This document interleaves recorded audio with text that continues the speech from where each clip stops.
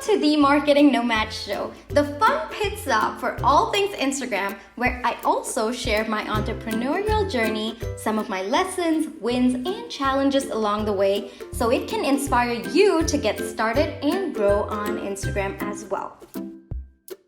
Welcome back to the Marketing Nomad Show, guys. I hope you guys are doing super awesome. All right.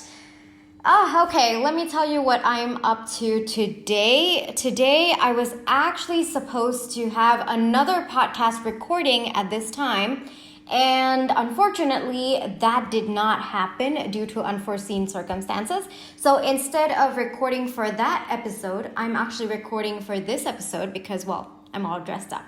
And you guys know how rarely that occurs. So I'm going to take maximum advantage of that and then record this podcast.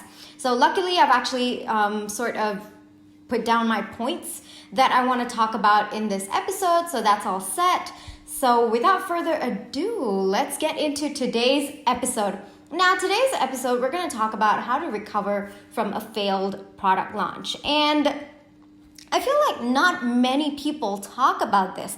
A lot of people try to talk about, they had 10K launches or 20K or 50K launches. And then there is you with less than 1,000 followers on Instagram. And you're wondering, what's going to happen? Because you have to understand that marketing is sort of a numbers game, all right? It's always going to be 1 to 3% of the people looking at your offer who are going to convert. So if you are at 1,000, your conversion rate is 1 to 3%. If you are at 10,000 or 50,000 followers on Instagram, your conversion rate is still 1 to 3%. However, because of the number of eyeballs, I guess I would say that, on your offer, it actually varies how many people convert. And this is like the best case scenario, 1 to 3%. That's the usual rate. So at about 1,000 followers or up until 1,000 followers, sometimes it does get a little intimidating when you look at all of these product launches, and the 1 to 3% doesn't kick in until you reach a certain point also. So there's like a threshold where your conversion is a little bit skewed. It's probably 0.01% of your audience, and then suddenly you hit a certain number of eyeballs on your offer, and then it starts that consistent 1 to 3%, all right?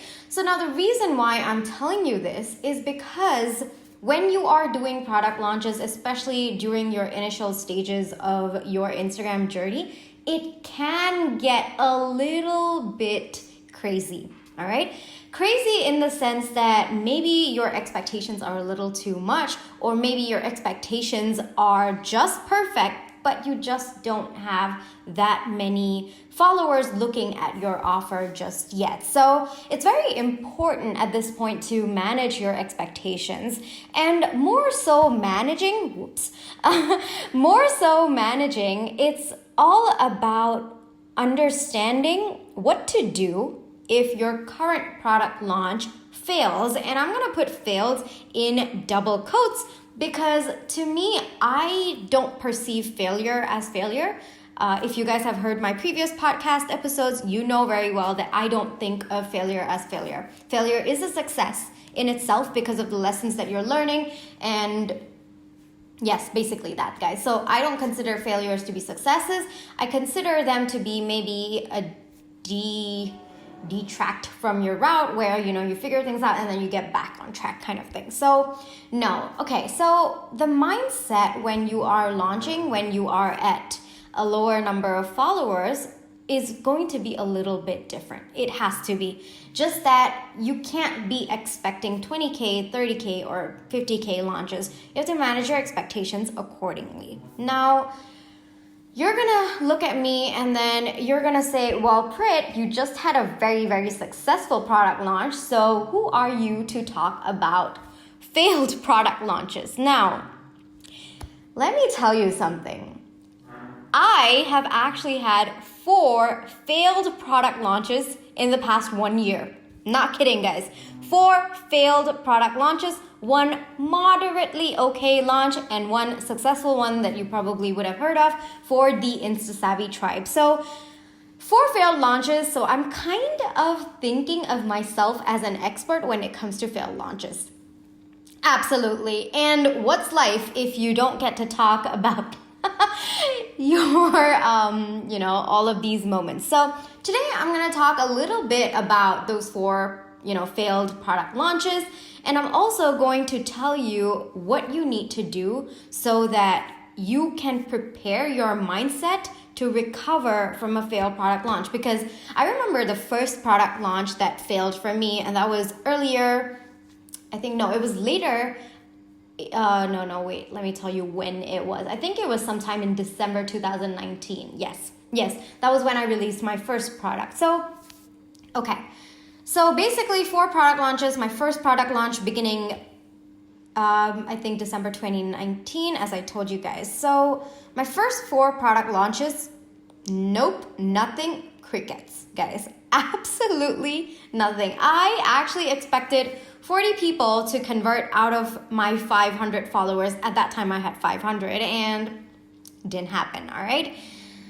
Okay, so that was a lot that I had to go through. My first one was pretty hard, just that it is very difficult when you are, hearing all of these big launches and then you realize nobody converts for your own launch. So it was a little upsetting. I'm going to be very honest with you. It was humiliating, and all of these things I'm going to talk about all throughout this episode as well. So for me, it was upsetting, humiliating. I was dejected. I wanted to give up, and I was beginning to feel like maybe this wasn't my thing at all. Like I was going to give up my entrepreneurial journey and go back to working 9 to 5. So that was how upset I was with my first product launch. And it's quite natural to feel that way. It's absolutely natural to feel that way because your first product launch, for those of you, if it's gone well, congratulations. But for the most of you, the first product launch, it's not going to be as you expect. And after, December 2019, I took some time to kind of calm down. That was when I also took the trip to New Zealand, and I was kind of thinking over everything. New Zealand, oh my God, guys, such a beautiful country. And as I was, going around New Zealand, it was kind of therapy for me, to be honest with you. I was taking in the nature. I was, kind of going into retrospection, and I decided that I was going to come back stronger. So that trip actually changed a lot for me. I was at a point where I had done my freelancing for about 3 months, and I was not beginning to see any hope further on. I didn't think that I was going to continue with it. So that trip actually changed my life a lot. So that trip remains pretty magical for me. Okay, back to the story. So I kind of took my time to analyze what I was doing wrong and how I could actually improve. And I think that this is so important, guys. Every time you do have a launch, whether it is successful or it is unsuccessful, what you have to do is you really need to analyze what happened. All right, what was your entire thought process during the launch? What were the conversions? What exactly were the results? What was your audience's opinion? All of those things really need to go into your analysis at the end of a product launch. And so that was December 2019. I finished that. And then again, I launched, I think it was in February, and they were like back-to-back 3 launches, which again was crickets. But given how I was, able to cope with the first one, the second, third, fourth were pretty easy for me to overcome. So I feel like the lessons that I learned from the first launch in terms of mindset, in terms of analysis and all of those things, it really helped me overcome the failure or the unsuccessfulness. Is that a word? Yes, I hope it is. The unsuccessfulness of launch 2, 3, 4, all right? And that's basically 0 people, okay? I'm gonna just reiterate that just so that you guys know what I mean when I say failed launch. And I was able to cope with, feeling dejected. I was not feeling dejected. Instead of feeling dejected, I replaced that with feeling hopeful that my next launch was going to go great. My humiliation, I kind of turned that and thought about why I was humiliated. And I realized that no one cares. All right. No one cares whether you launch 5 times, whether no one signed up for your course. Nobody cares, to be honest. You're just putting this extra pressure on yourself. So I replaced humiliation with, I think, the no care attitude. Yes, that's something I'm very good at. So I replaced that with a no care attitude. And then I also replaced my sad and dejected feeling with that fire, that passion. Like, if this doesn't work, I'm going to find something that works.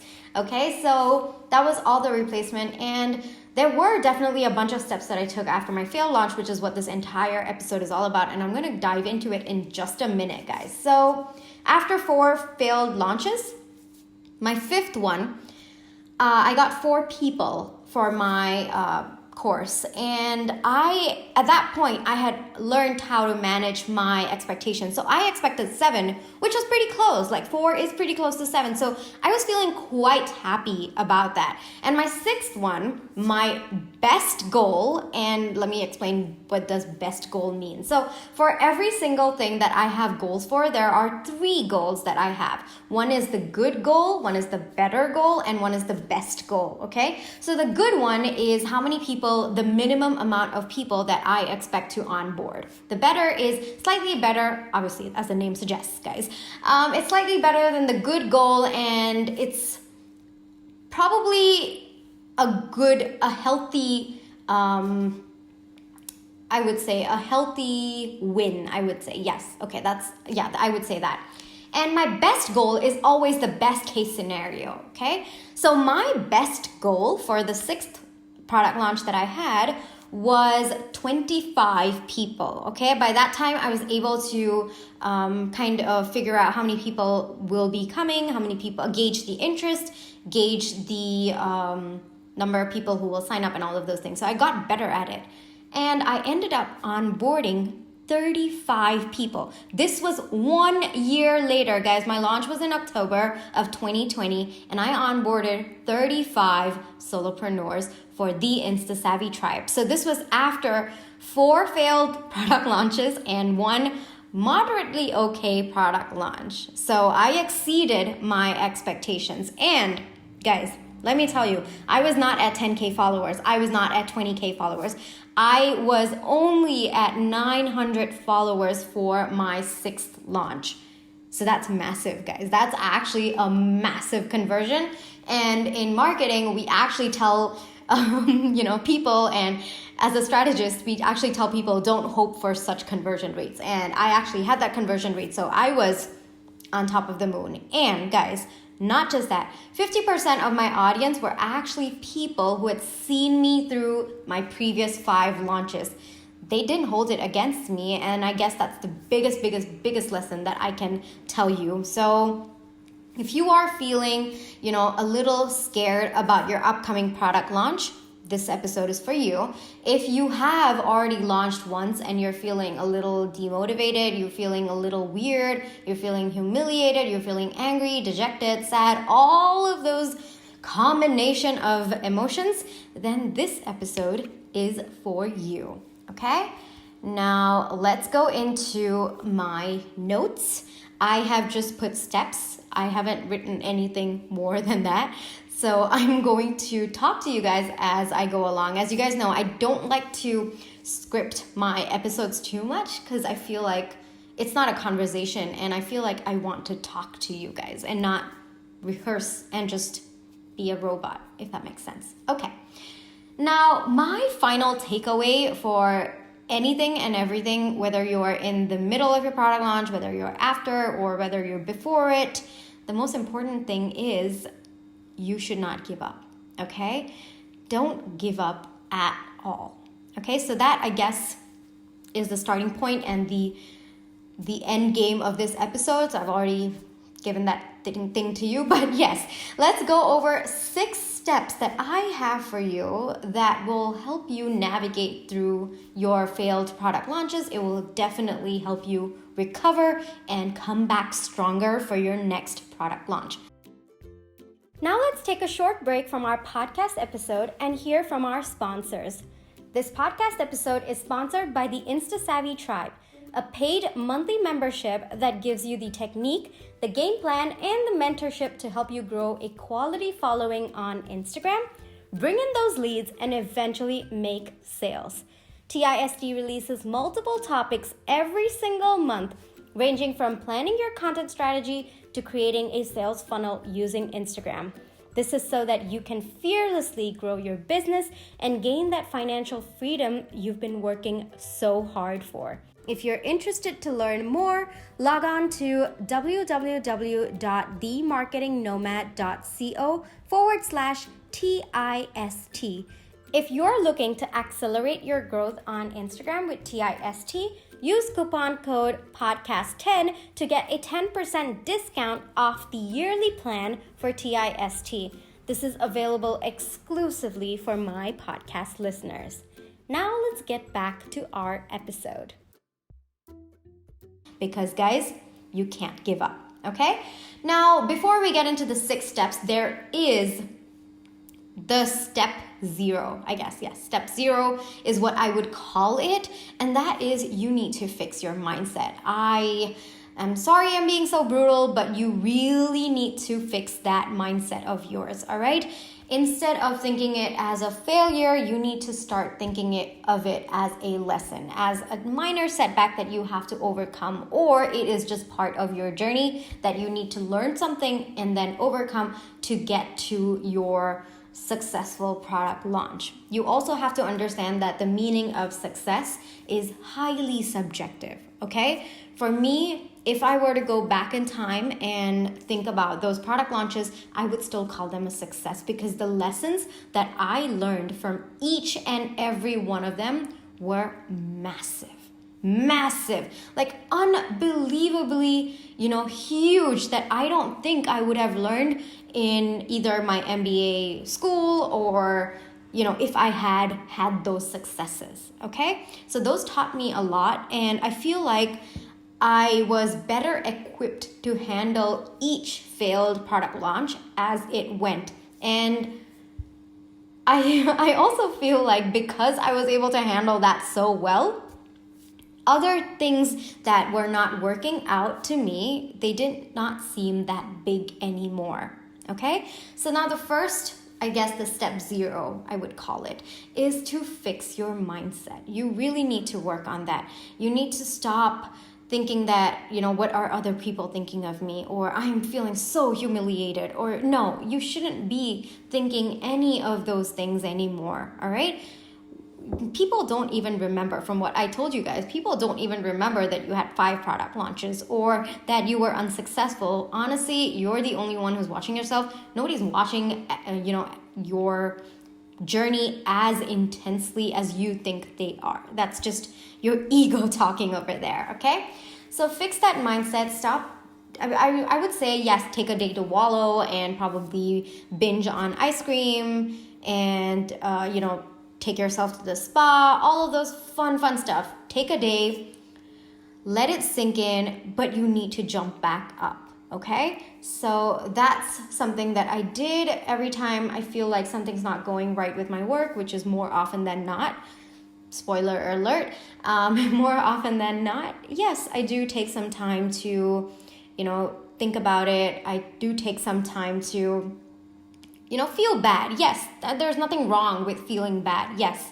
But here's something that I keep telling myself. The moment I decide that I'm over it, I can't go back. Okay? So I can take as much time as I want to wallow in my sadness or my whatever, that feeling of, okay, things are going hopeless kind of feeling.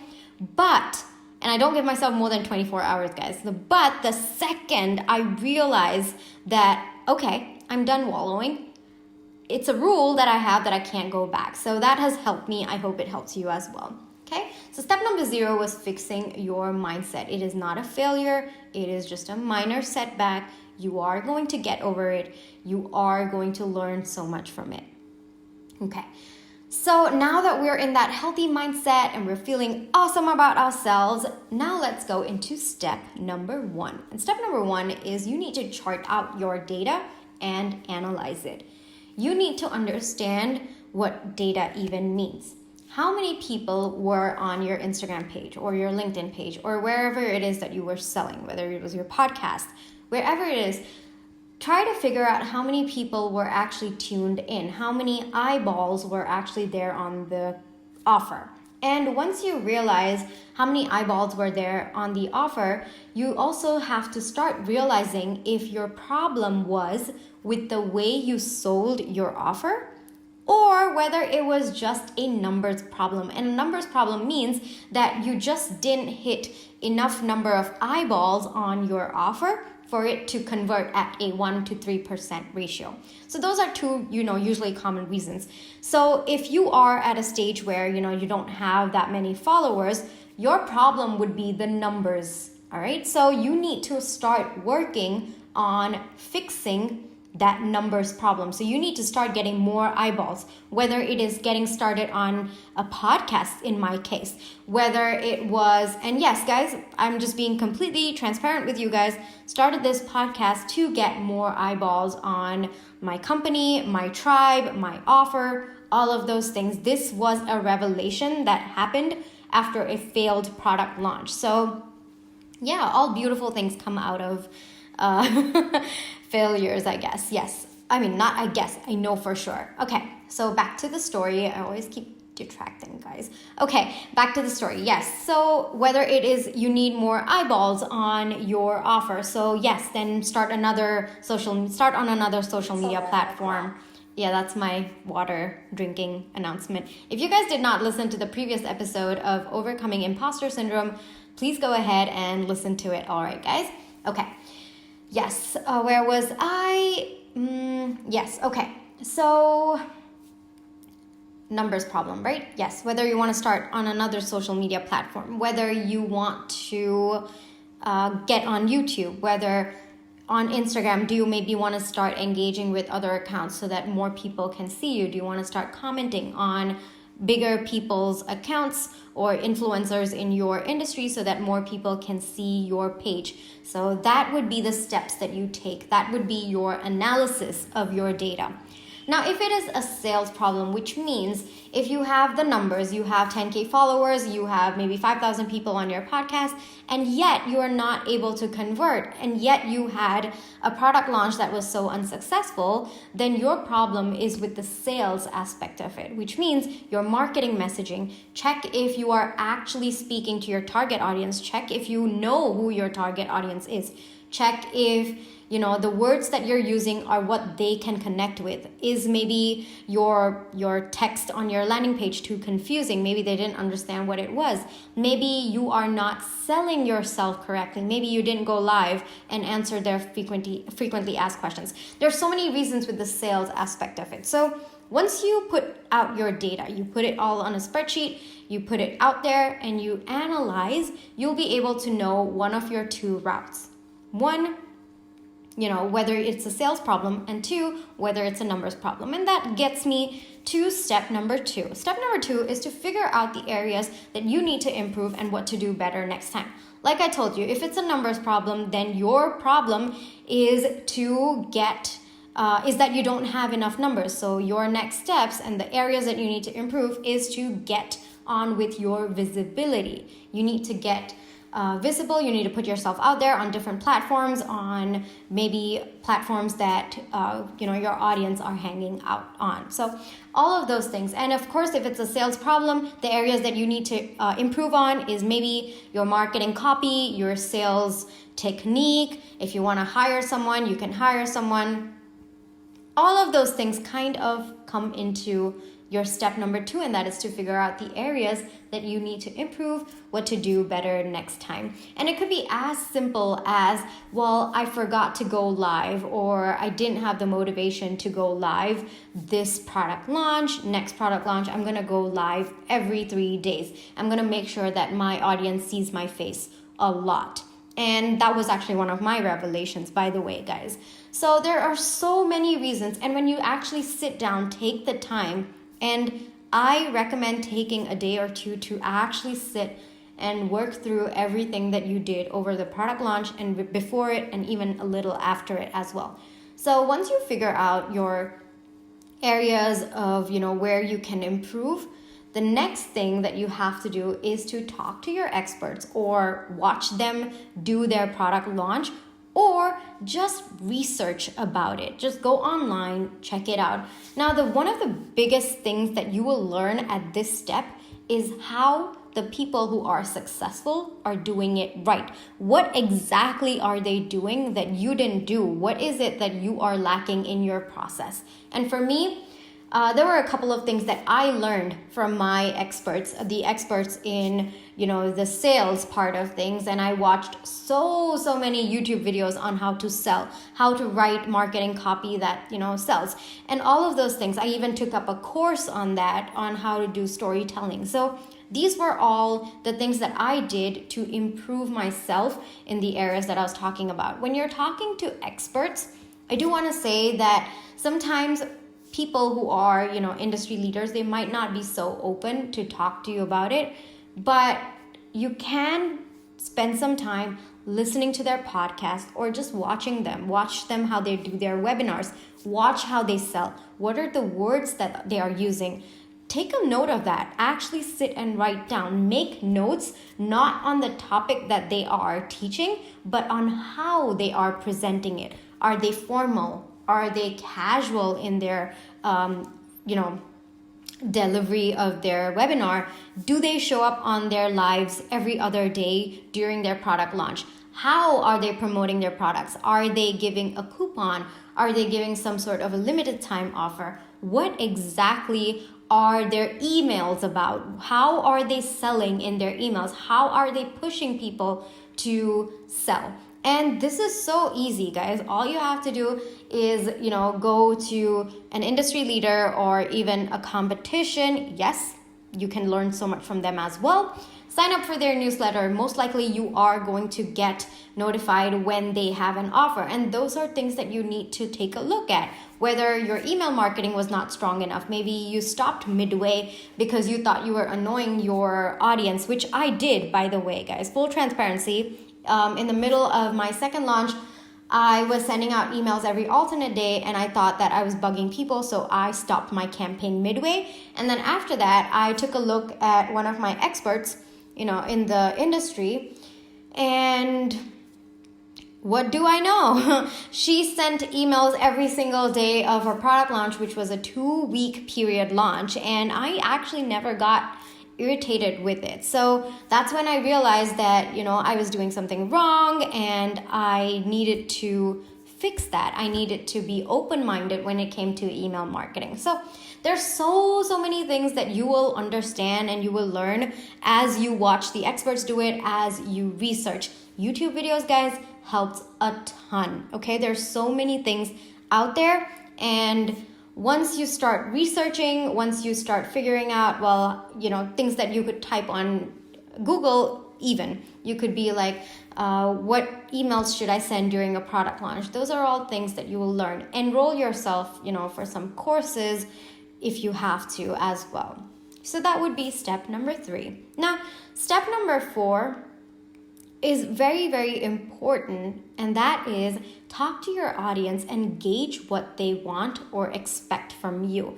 And I keep saying this all the time, guys. I say this a ton of times, and that is the best people to ask about what they want is the source itself. Go to your source, go to your audience, figure out what they want from you. And more often than not, you'll be surprised, guys. More often than not, they will actually tell you what they are expecting from you. And one of the biggest things that I did after my second, third, fourth, fifth, and even my sixth launch, by the way, guys, even after my successful launch, I did this. I went to each of the people who said, no, I can't do this, or no, I didn't want, or people who I thought were interested but never converted. I actually went up to them personally in my Instagram DMs, and then I did ask, well, what was it that I could have done differently? Or if there was something that was included in my offer that could have converted you, what would it be? And I had so many amazing inputs. Of course, one or two ghosted me and unfollowed me, but that's always the case, guys. I'm better off without them. That's how it is.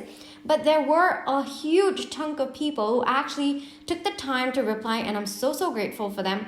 And I was able to improve the InstaSavvy tribe even after a successful launch. Okay, I was able to take in their inputs, improve the copy on my website.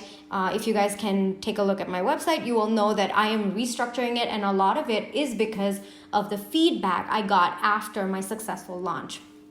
Okay, so whether you are successful or not, I highly recommend talking to your audience, engaging what they want or expect from you. You can personally reach out to them in the DMs. You can even put it up in your stories. You can put polls, either this or that. Which option do you guys choose? Would you like me to come on live, or would you like me to go on IGTV? Which of it do you choose? So these are all questions that you can ask to your audience. You can also put up quizzes, for things that are important to them. I actually did this. Which of the following is the most important to you? And in my case, it was an Instagram coaching membership program, right? The InstaSavvy Tribe is a membership program. And for me, one was my expertise, that is the marketing nomads expertise. The second option I gave was, I think it was co-working sessions. The third one I gave was live Q&A sessions and IG updates every month. And I think the last one was, monthly courses or something like that. So yes, basically I gave them 4 options, and I was able to gauge so well that for me, for my tribe, almost I think a good 75% of the people who voted, and I think there were 40 people voting, they said that they really liked the idea of the co-working session. And that's when I decided, okay, well, hey, that's something that I can talk more about when I launch the next time, or the next time I'm doing a promotion, or even on my website as well. Those are keywords that I want to keep highlighting and letting people know, because that seems to be what people are looking for. And then a close second came my expertise. And my framework, basically the roadmap that I have for growing on Instagram, or just marketing strategy in general. So that was the next one. So I realized that that was also something that I need to highlight in my messaging, in my website, on my website, and even on sales pages and stuff like that. So yes, talk to your audience, put out polls, take maximum advantage of all the stickers that, encourage engagement with your audience as well. Okay. And also, yes, as a side note, when people respond to your stickers, right, you want to make sure that you are actually actively reaching out to them after the poll is over and letting them know that you have heard their opinion. That is so powerful by itself, guys, because I think one of the bases for any valuable relationship, whether it is romantic, whether it's business, whether it's personal, whatever it is, you want the other person to feel heard. I feel like when the other person feels like they are valuable to you, they are heard by you, it just improves that connection by a ton. Okay, so you want to make sure that your followers know that you are actually considering their opinion. You are taking them into consideration. And that's a very powerful feeling. You can't ever get that in any other way. So yes, it makes them feel validated, and you want them to do that as well. You don't want them to just keep voting and forget about you. You want them to remember that you reached out to them. Okay, so that was step number 4, guys. Now let's go on step number 5. Now, step number 5 is going to take a little bit of time, because that involves the actual work of improving your process. It's a lot, guys. Maybe you have to enroll yourself into a course. Maybe you need to take some time to read a couple of books in your niche. Maybe you need to take some time to read magazine articles on marketing or sales or your product, how to talk about your product or something like that, or even working on your mindset. Okay, that's also work, because I remember during my second, third, fourth launch, even during the launches, I would have these periods of highs and lows. Like I would feel like I was doing awesome, and then suddenly I would go in a low. So even fixing that during your product launches takes a lot of effort as well. So step number 5 is going to be working on improving whatever it is that you are lacking. And that is a lot of work that will take some time. You have to be patient with yourself during this time. There is no other way that I can put it, because you would have identified the areas that you are improving. It's just going to be that much more easier. I personally write it down as a task list. That's just the way I work. For you, it could be something different. You could find a way that works for you. But for me, I write down a huge list of things that I need to improve, and I just keep checking it along with, other areas of my business, and I keep managing that together. So this is more or less an ongoing process, but yes, I also do want to say that don't wait till you complete the list before you launch your next product. Maybe you are a quarter way or two quarters halfway through, and you realize, well, I'm feeling okay. I think I can launch. And by all means, guys, go ahead. All right. Don't stop yourself, and don't be in the mindset that, oh my God, I need to finish this 50 things to improve on before I launch it. No, it doesn't. Up until the point that you start feeling confident, and your intuition will tell you this, and you will know by yourself that you are starting to feel more confident because of the things that you would have checked off your list, you'll be able to easily do your next product launch while working on other areas that you need to improve, okay? Now, so once you are done with all of that, you've come halfway through your list, or maybe up until a point that you are confident and you feel like, okay, well, I can do this again. I'm feeling good. It's pretty good scene here. The next and the last step is to do it again, okay? Relaunch. That's it. Go over your same process again. Go over every single step. Include the parts that you have taken the time to improve, taken the time to research, taken the time to analyze, all of those things. Include it in your second launch, and then relaunch. Okay, so the last step is obviously very important, because people, they work on improving their stuff, or some of them don't, but then they kind of disappear after this step, because while they're working through their stuff, they realize, well, it's a little too much, or I can't finish the list of things I have to improve, and then they never relaunch, which is such a huge mistake in itself. For me, failure is not when you are unsuccessful, it's when you walk away. That's it. That for me is failure. So for me, if you are letting go at step 5 and you are, thinking of doing something else, I would call that a failure. I would actually be really sad about that. Okay? Let me tell you a little bit about my launches and the lessons that I'd learned. I'm going to be really quick about it. So my first one was a LinkedIn course. Okay, it was 3 courses basically: beginner, student, and I think it was professional or something like that. And it was terrible, guys. It was terrible. The reason why it was terrible was I was not even passionate about LinkedIn.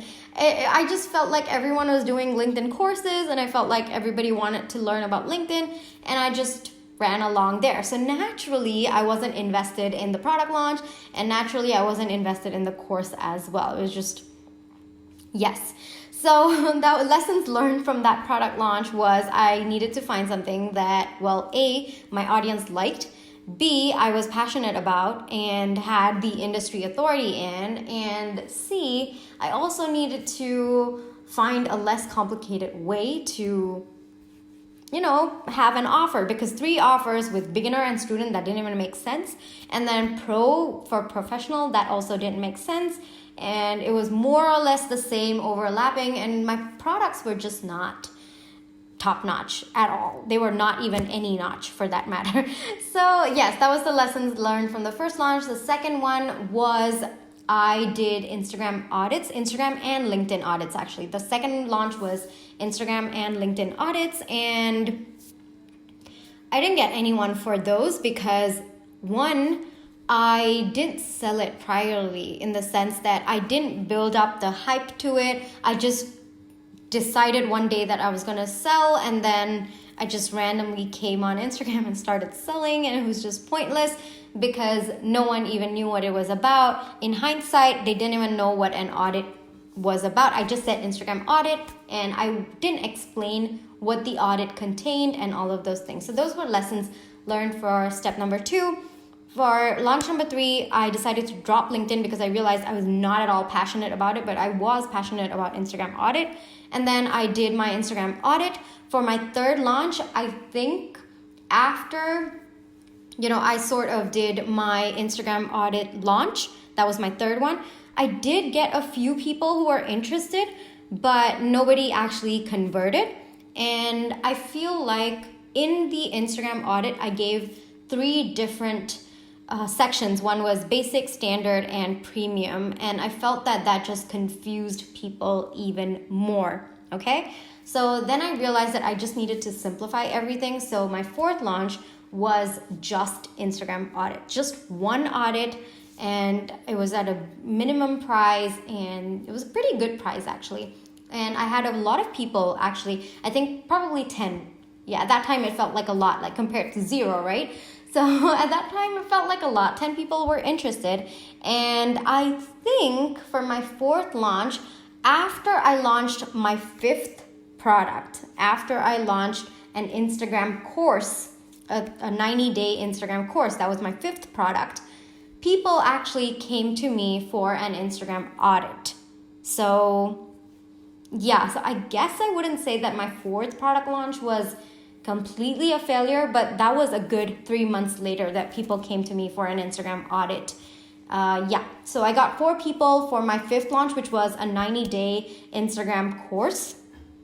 And at that point, I realized, my audience needed more ongoing support from me, and they were still feeling a little off after the 90 days because Instagram's changing so much, right? Every other week, there's at least like 3 updates that we need to run after and learn about. So they were a little hesitant about all of that, even though like the strategies I taught them, they were feeling quite confident. There was a part of them that was so unsure about what Instagram was going to do the next week, right?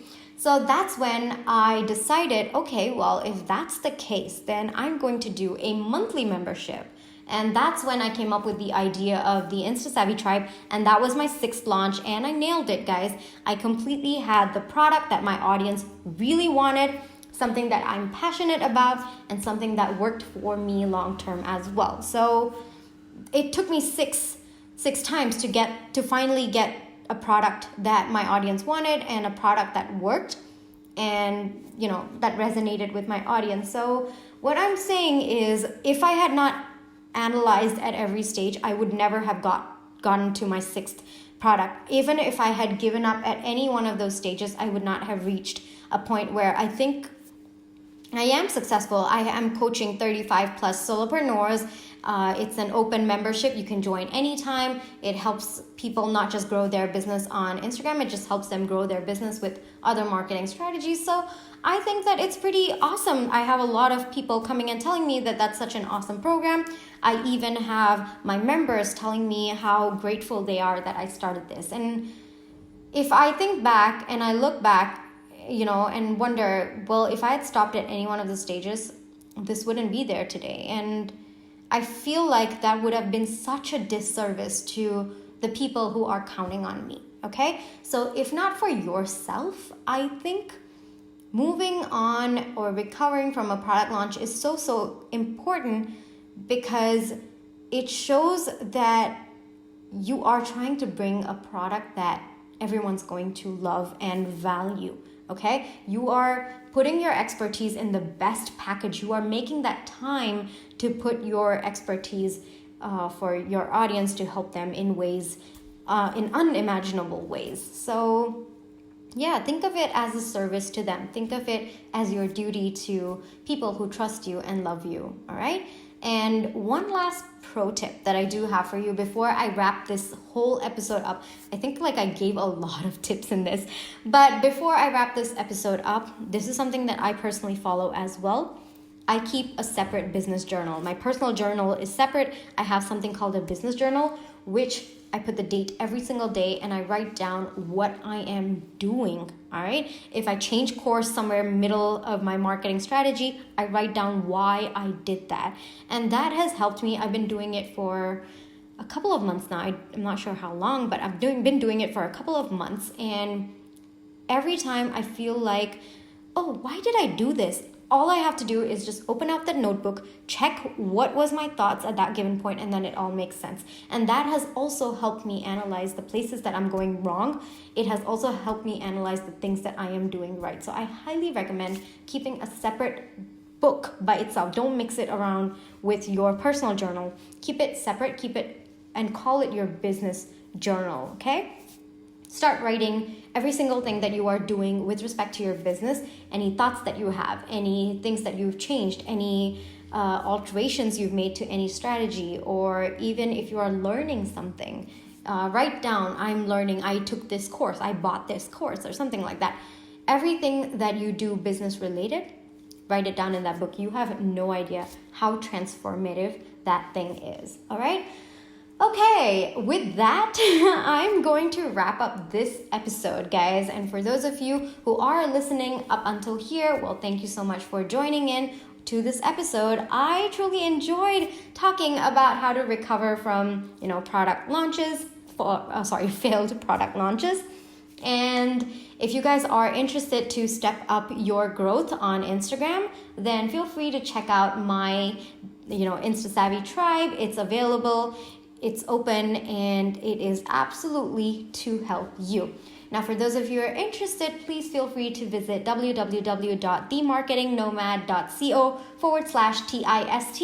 I'm going to put the link in the notes below if you guys are interested. I even do have a coupon for my podcast listeners where you get 10% off of the yearly plan. So, guys, it's totally worth it. If you guys want, you can take a look at the testimonials on the page as well. All right, guys, with all of that said, I'm going to wrap up this episode. I hope you guys are doing super, super awesome. I hope you guys are staying super, super safe. Please feel free to leave me a review if you really like this episode, or give me 5 stars because those really help with my ranking and helps me help more people with their Instagram and their business as well.